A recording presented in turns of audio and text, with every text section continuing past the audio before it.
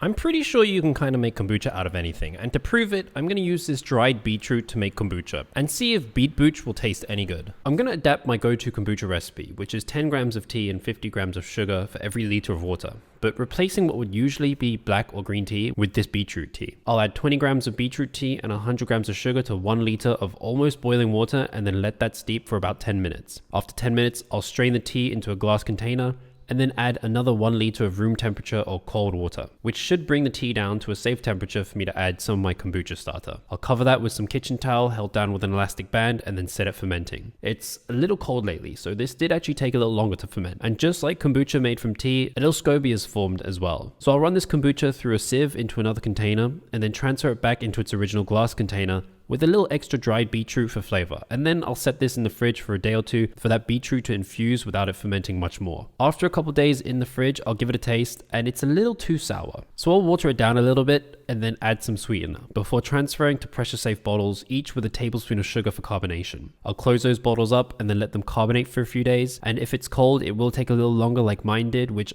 took almost a week at room temperature, and only resulted in a very light carbonation. However, the taste did surprise me. While it was quite tangy, the sweetener was a nice touch, and the original earthy flavor of the beetroot comes through quite nicely as well.